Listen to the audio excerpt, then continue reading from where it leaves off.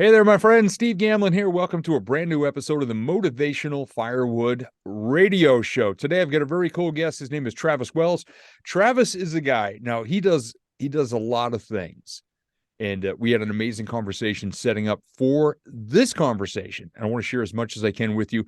Put it this way: Travis is a guy who likes to build things up and also likes to blow things up. So that's about what I'm going to give as a description, because he's got a very cool story about how he transforms the world around him and has also transformed his own life as well, and mentors other people to do it in the best way possible. He's a living, breathing example of what's possible when sometimes you don't get the greatest life situations handed to you, but you demand the best from yourself and the people around you, and you align yourself with the best. And that's a big reason why we're here today.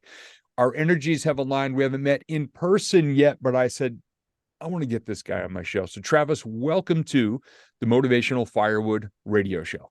Thank you so much for having me. I feel like there should be smoke and fire and all sorts of stuff behind me after that intro.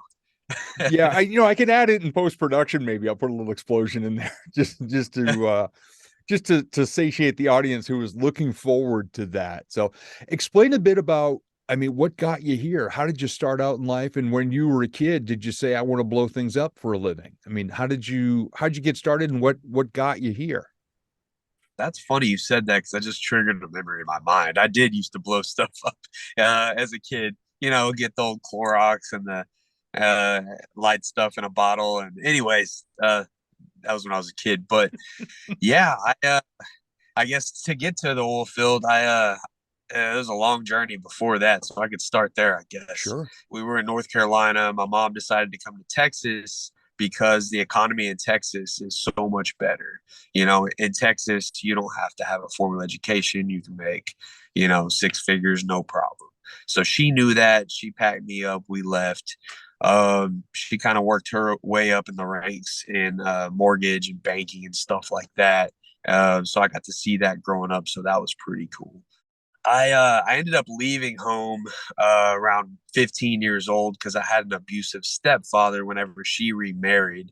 Didn't work out, so I left. Me and my brother got a house. We lived on our own and just started getting tons of life experience from there. Worked construction at nights to finish school during the day.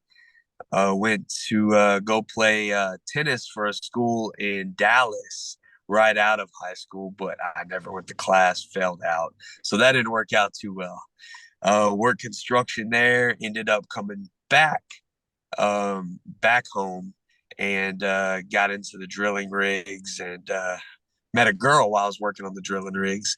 And I said, man, I can't be gone this long. I got to figure out something else to do. So I went and coached as an assistant tennis coach at a high school in the meantime. Said, man, there's no money in this. And I opened a side business that I had learned from my dad in another story we can go over when I went to visit him when he got out of prison, but he was doing scrap metal. And I'd learned to do that because he couldn't get a job. He was a felon. So he was doing scrap metal and on the side. So I'd learned that trade from him. So I opened up a scrap metal company. And what I would do is I would go to all these oil and gas companies and pick up all their scrap metal. I didn't know they used to be filled with explosives. That's why they had them sitting around and they couldn't dispose of them. So I saw this metal everywhere and I went packed my trailer 10,000 pounds by hand, piece by piece. I was like, I'm going to go sell this stuff. Well, come to find out, nobody would take it. You have to run it through a radiation detector, and it kept buzzing hot. And I went, anyway, long story short, I figured out why. It was just traces of explosive powder that had already been shot. So it wasn't dangerous. So I went and talked to commercial vendor into a couple hours away from me into taking this stuff. So I had all the oil and gas companies scrap metal in South Texas. They were all my clients because I had no competition. Nobody else knew how to sell it. So I was just running back and forth from there, working at the school, doing both things. I was making $1,000, $2,000 a day cash, scrapping and then doing my school duties. One day while I was on a scrap route, one of the oil and gas companies said, hey, You want a job? You're a hard worker. We always see you loading this steel by hand. You won't let us help you. I was like, man, how much y'all pay? They said $10 an hour. I said, how many hours can I work? They said, as many as you want. Sign me up. I said, just as long as I could do my side business too. And they said, no problem. So that's how all that got started. Wow. And I remember back when I was, in my late teens, early 20s, I'm trying to add up in my head all the different hours you must have been working. And I'm like, man, I was a slacker. And even then I felt, I was doing 60 hours a week at the radio station and DJing weddings on the weekend. I'm like, man, this guy just dusted me. And I thought I was a busy guy back then. Here's something really cool about it though. And this is something that I've seen, in looking back and in speaking prior to this conversation. You're out there seeing the value in something everybody else said essentially had no value, couldn't be scrapped for money, was damaged goods, and you still kept going and you found a way for it to work and become profitable for you and to add value for you and provide value for these companies that couldn't get rid of this stuff. I mean, does your mind just continuously go there? Like, where's the win in this? I mean, I'm seeing and feeling that, but I just didn't know if it was a conscious choice on your part or, hey, I got to eat, so I got to do something. I'm going to just figure this out till I get there. Yeah, it was really just, hey, I need to make more money, right? Because at the school I wasn't making much. But what was cool is it afforded me a lot of extra time, you know?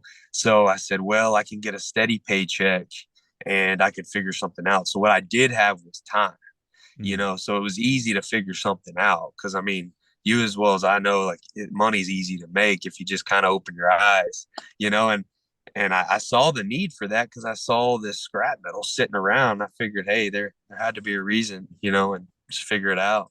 And you mentioned earlier too, and I did want to get back to this, that you got this lesson from your dad, and your dad had gone to prison. And when he got out, it was very difficult for him to get a job because he was a felon.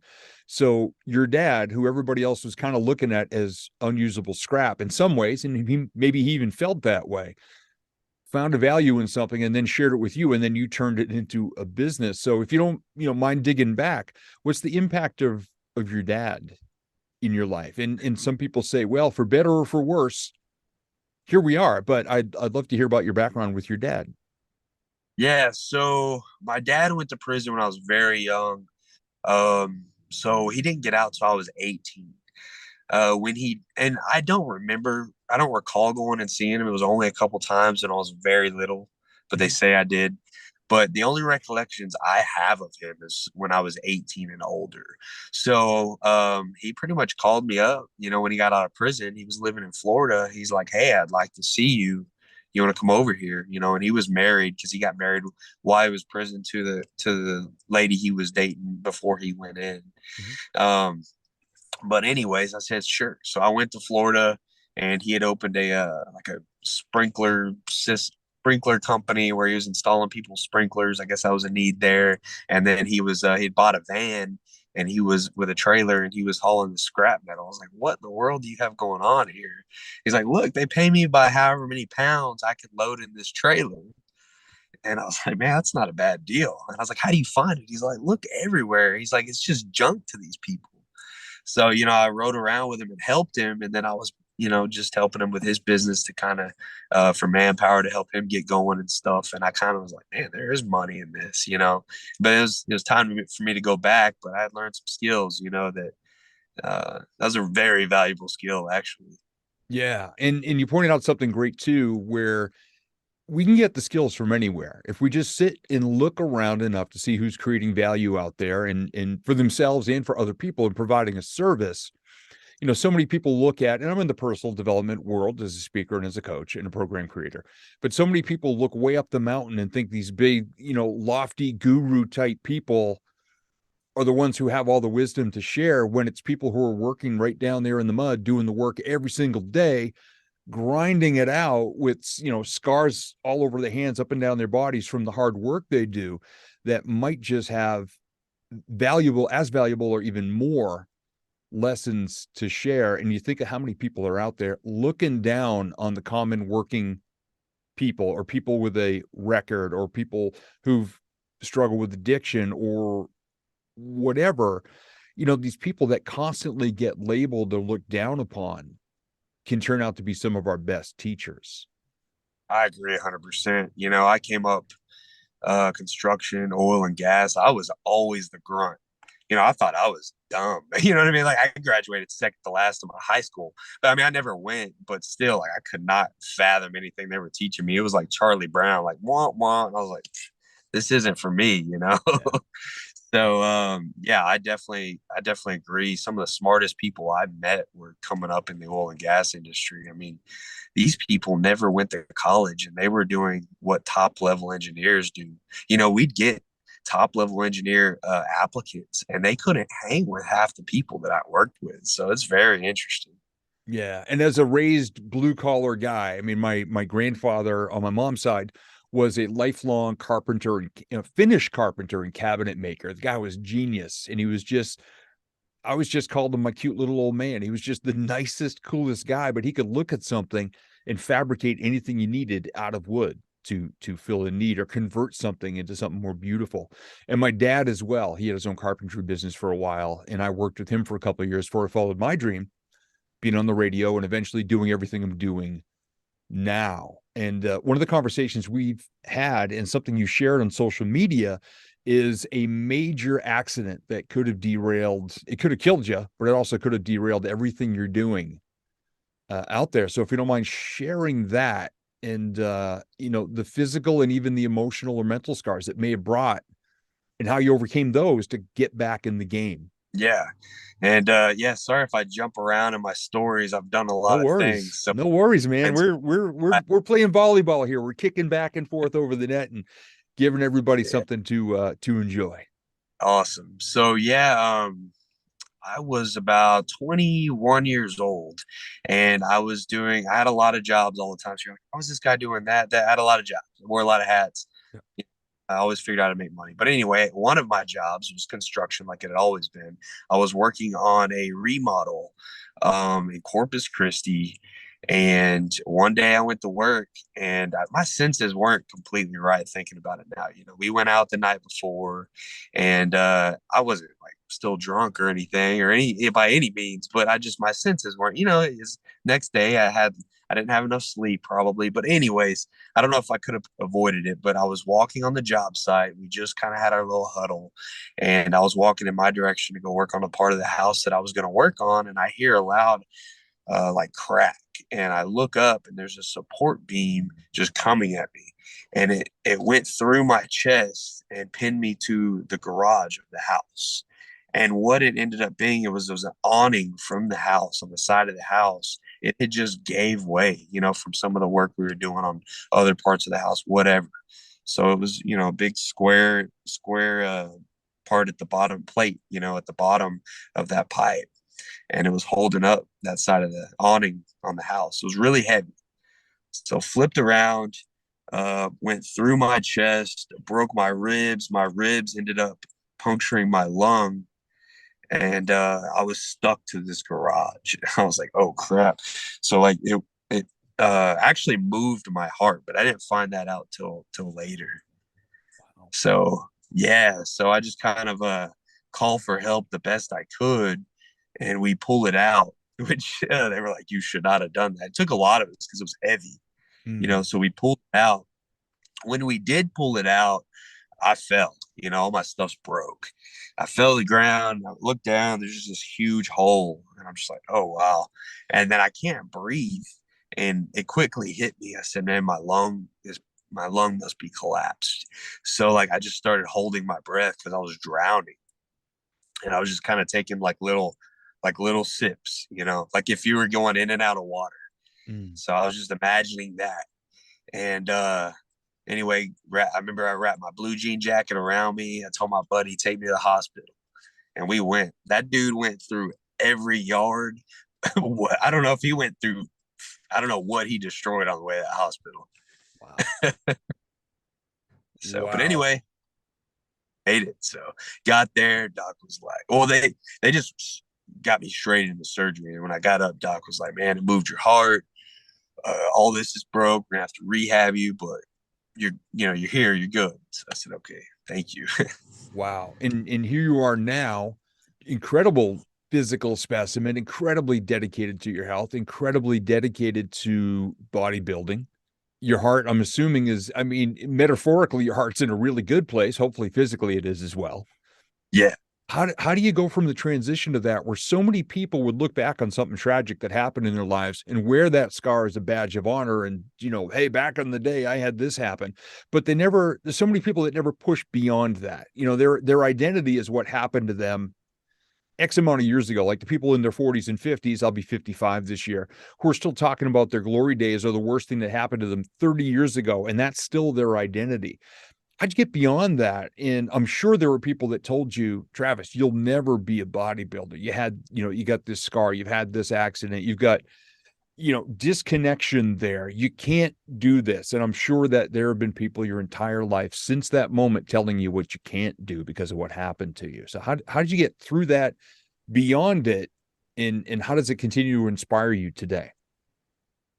That's actually a good point. People do like to tell you what you can't do. Mm-hmm. um, it's just a reflection thing. So it was actually, it sounds funny, but we all have things happen to us, and I believe there's reasons for everything. And I was kind of wild before that. I mean, I was always a hard worker, but I was just wild. So like that really calmed me down. I was like, man, if like there's no way I should have made it through that. I better kind of get my stuff together, right? Like just kind of not be going out, not doing this and that. So I just honestly flipped the script, from I remember that day forward, I was like, man, I'm gonna, rehab myself, get in good shape, like get my stuff together. So it actually played a benefit. As far as the bodybuilding, I'm missing half a pectoral. I was going to get it filled in at one time, and I had a good buddy of mine. He's like, "Man, don't get that filled in." I was like, "Why?" He said, "That is awesome." So I said, "Yeah, you're right. I'm gonna keep it." So, but anyways, it does, they're not technically supposed to dock you points, right? For a physical, whether it's a disability or anything like that. I'm not sure if they do or not, but my coaches have a really good way of like hiding it. Like the way we pose Hmm. for the mandatory poses, we kind of get around it. And I've always said scars are a badass testimonial to the fact that you survived something really cool. Yeah, for sure. We've all got them. Believe me, I raced motocross for 2 years, way back in my early 20s. In my very first race, there's these little starter bumps called whoop-de-doos. And I thought, well, I see these guys on TV all the time cruising right over the tops of those. So I tried it at full speed, and I found out that those guys have practiced way more than I have.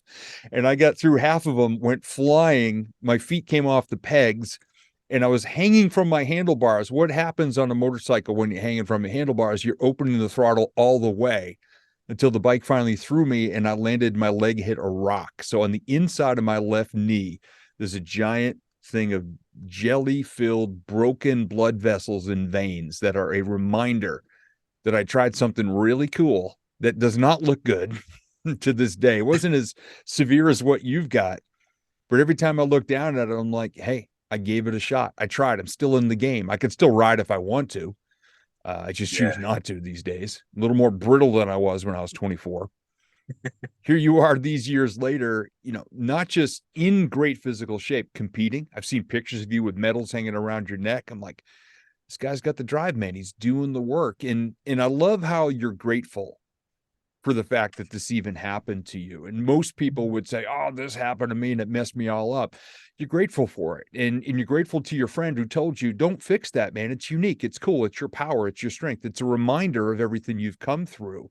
Don't fake it just so other people will give you more points. And there's a whole thing, and you and I share this, how much gratitude we have on a daily basis for other things that where most people are saying, well, I'm grateful for my house, my partner, my health, whatever, where we're grateful for some of the weirdest things, what other people would think is weird or off the wall or very, very specific things. So these days, that far removed from that accident, everything else you've gone through, what's it like? What are you grateful for on a daily basis? And you said something recently on social media that I loved, is the difference between gratitude and complacency. So, explain a bit of that, of how gratitude's a big part of your day, and how you use it in such a way to keep you going and growing and not just settle and saying, hey, everything's great. Yeah, I think we've all had moments where well, I think everybody. I hate speaking for everybody. I'm going to speak for myself, I guess. I've had moments to where I felt like I was stagnant, and maybe I was getting complacent because things would get comfortable. Those didn't last very long, but I recognized them. And to be honest with you, to get out of being complacent, recognizing what I'm grateful for, um, you know, there's like a never ending list. Like you obviously have your core ones, right? They're always you have these core ones that are usually the same, your family, your friends, your dog, whatever, right? And then when you start looking beyond that and you see that like this list doesn't really stop, it's easy to get out of complacency because you're like, man, there's like abundant opportunity. So I had that realization of I've had it a lot, but when I made that post, it made me, realize that those realizations is what keeps me pressing forward and kind of wanting more. What do they call it? Blissfully content, or I don't know what they call it. But anyways, like you where you want more, but you're grateful, right? Yeah. So Yeah. And a lot of people fall into that trap. They go, well, it's kind of good enough. Like, right. really? Is that what you would want in your headstone? Here lies Steve. His life was good enough. It was okay. He had more to be thankful for than to complain about. And some people settle for that. It's kind of sad in a way, only because I've just been on this gratitude journey for so long. I've been in personal development for so long and always trying for my next best self. And one of my former mentors, he's since passed, always said, brother, all we got to do together is create the next best version of yourself. I want to make sure I say it right. This is the best version of yourself now with the people you choose to surround yourself with, the way you take care of yourself, honor yourself, the way you guide yourself through this life. And then let's create the next best version. And I know you deal with people because I see the pictures you share of other people that you may be working with or coaching on their health journeys and the condition people show up in your life at versus where you can help to get them. And a lot of it is about looks versus health. And it's a phrase that I've seen you use before. And some people are so hung up on the looks, but it's like a good looking car, but under the hood, it runs like garbage or it's not being maintained or cared for. What do you see as the differences or the uniqueness of each of those and how much more important health is versus just looks? That's a really good point, and that's a never-ending battle. Everybody's first goal, which is completely understandable, right? So I'm not saying it's not. It's just everybody's first goal is, hey, I want that set of abs, or I want those big arms, I want those big legs, or whatever. And I always say, man, if we get the health part right, those things are gonna come, but some of the crowd they want to cheat, right? They want to do certain things to get this aesthetic, and they're like, I'm healthy. And I'm like, I'm not a doctor, but that's not the healthy way to go about it. You might be accomplishing your aesthetic goal, but I think we should clean up the inside, and make it sustainable. That's my biggest thing is like make a sustainable thing for people where they can live, be happy, have energy, not be puffy, and if they want the aesthetics, those are gonna come, you know. Yeah, and very, very important. And when you said puffy, I said, yeah, me 2 years ago. I'm 6'2", so I could kind of carry it in a way, but I knew I weighed 247 2 years ago, which is the heaviest I've ever been. Was consuming a very tall rum and coke every evening to relax because I worked hard all day. I deserve this. Wasn't making the Yeah, best food choices. No, I wasn't driving off a cliff here. I wasn't, it wasn't that bad, but it was consistently not good. yeah, And from hanging with people and getting to know people like yourself and other people who are much healthier versions of themselves than they used to be, tapping into their knowledge, watching your results and saying, well, hey man, how do you do that? How do you do that? How'd you get this? How'd you switch from this to this? What's the best way to start my day? And if you pick the right, I don't hesitate to say heroes because a lot of people will not admit that they're heroes, but you are to people like me who are out of shape. I see people who take care of themselves with intention on purpose with purpose. I like to say that a lot, not just the flavor of the month diet or fad or sculpting whatever is available to make everybody appear as though they're healthier. So I appreciate the fact that you weigh your food before you eat it. I just go by size. Like, Steve, what'd you eat today? I don't know, but it was a medium and it had meatballs and provolone cheese and it was in a roll. So I don't know how much it weighed, but I know how much I weigh if I eat healthy versus not. Healthy right now is 222, not was 247. So Yeah, that's where I'm at now. that's cool. Well, congrats. That's a lot of weight you lost. That's hard to do and to keep it off too. Yeah. That's another thing. See, like working with folks, you can get it off, but man, they put it right back on.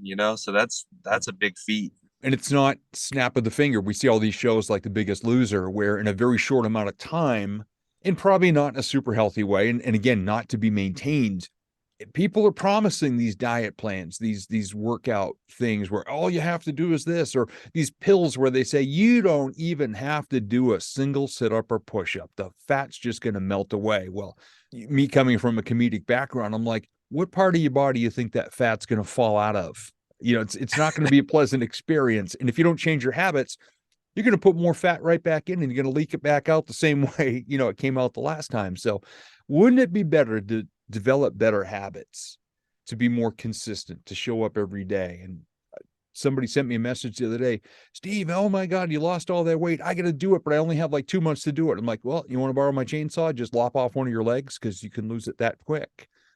Yeah, But it's going to impact the rest of your life in a negative way if you do that. that's a good comparison. Yeah.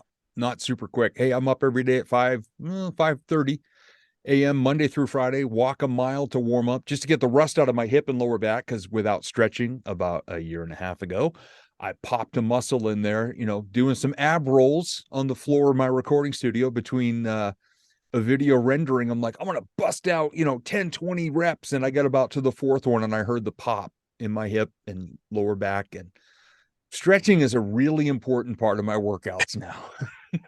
That is what I work with people on first. I say, look, give me 8 weeks of just weighing your food. You do not have to do this for the rest of your life. But I say the point of this is we're going to figure out what food you like.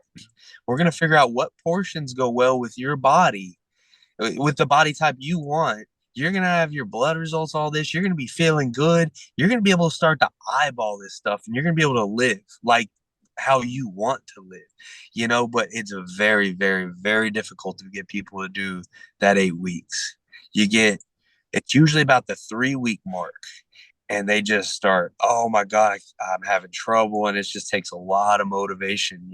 That's where the real coaching comes in. And it's really just like you're a counselor. But once they can get over, that 6 week hurdle or so, there's some pretty good results. Yeah. And you shared a phrase with me when we first spoke about the science of health. And that's what a lot of people I don't think understand. It's all these equations, it's things going on at the cellular level. It's not all in the bathroom mirror. And that's the path that you work so hard to take people down, is to understand the science of health. You're the vegan bodybuilder when so many other people are out there touting these different ways to either bulk up or to get bigger or whatever. So where or when or what caused you in your life to take that course, which is so against, in my opinion, as a person who's not part of the bodybuilding community, what caused you to go that way with the direction for your health and fitness and what you consume and put into your body? That is an interesting question. So it's been about 6 years. I went vegan 6 years ago, and I was in oil and gas. I'm a good old boy from South Texas. Vegan, like what's vegan, right? Like, no way you would have told old Travis I would have been vegan. No way. Cowboy boots, cowboy hat, the whole thing, right? It's how I grew up. I grew up on a ranch raising animals. But anyways, I was watching a show called Forks Over Knives, and I just saw like the craziest stuff, like that was going on in the industry, and I didn't like it. So it was first, just a personal decision, and I was just like, man, I'm gonna try to. I don't like this, I was like, I always raised animals and stuff. And they were like my buddies growing up, and now I'm seeing this, and I guess I never was on that part of it. let me try this. And I'm kind of an extreme person, so I was like overnight, really. There wasn't any conversion or anything. It was like next days, I was just reading, I was eating salads. I didn't know what to eat. I was eating like lettuce. I dropped so much weight. I looked like I had cancer, and that's what got me. I said, I need to learn what I'm doing because I'm gonna die. Like you can't just go vegan and eat plants and not know what you're doing because your normal everyday food's so packed full of calories. Well, you got to eat a lot more plant food, right, to get those calories. And I enrolled into a vegan bodybuilding program by a guy that I ended up meeting, and we ended up talking a lot since. And he's actually famous in the vegan community, Nimai Delgado. He was in Game Changers. I saw him on Game Changers, which was a show talking about different vegan athletes and what they're doing. So reached out to him, got in his program, and got coached by him for a couple of years. And he was I think, the first vegan IFBB pro bodybuilder. So he started this movement, and he's pretty well known now. But I had a very good mentor, so I learned how to fuel my body. I just didn't know. Nice. And see, there's just another example of figuring out where you're at, seeing who's out there either enjoying the life you want to enjoy or doing something that you want to learn more about. Doesn't matter where they are on the mountain. We have an opportunity Right. to choose the right mentors, to choose the right heroes, to not be blinded by the bling with all the BS that's out there and all the fake, but to look for the people who are really doing the work and are willing to, no matter how much higher they may be up the mountain, turn around and either sit on the rock and eat a salad and wait for you or reach their hand down. And if you're Yeah, willing to do the work, to come on up, and they'll pull you up, and they'll walk with you and share their journey along the way and give you some inspiration. And where you take it from there is really up to you. But they come into our lives for a limited time sometimes, but they stay in there forever. So, as we wrap it up, Travis, how can people learn more about you? How can people learn if they're looking to be on a healthier journey? What they can do to get hold of you, and what you might be able to teach them about how to treasure and value their personal machine to create a better, longer, healthier life, health versus looks. absolutely. And thanks for having me on, by the way. I really enjoyed this. Oh, my pleasure. Uh, yeah, I'm pretty active on social media: Facebook, Travis Wells; Instagram, Travis Clay Wells. My company is Fit Movement, which I'm a co-founder of. And we do have an application process for that. So just DM me. I like to make sure everybody's the right fit. We don't take every client, but I do have a free Facebook group, Fit Movement on Facebook. We provide daily value, free value for anybody that wants to come on. We even have free challenges going on right now. So Nice. jump in there and see our challenges and try to try to take them on. And you got the coolest little dog that travels with you. Sometimes I've seen his pictures, or her, whatever your dog may be. And I'm a dog guy myself. I had my amazing canine co-author and partner in crime, Super Teddy, for 11 years. And I just respect the heck out of people who appreciate and love and take care of animals. His name's Hank, and he rides on my shoulders everywhere we go. The only reason he's not today is I got a meeting right when I leave here, but he goes everywhere, and he's a famous dog around this town. So I've got tattoos of his paws, his actual paws, where he sits on my shoulders. Wow. Now that's dedication. All I did was write a book for Super Teddy, but I don't have a tattoo of his paws, although we have a paw print in some clay upstairs. So he kind of lives on forever through all that stuff. Awesome. Yeah. So a thank you to you, my friend, and a big hey to Hank. And I want to thank you for being a part of the Motivational Firewood Radio Show. Thanks for having me on.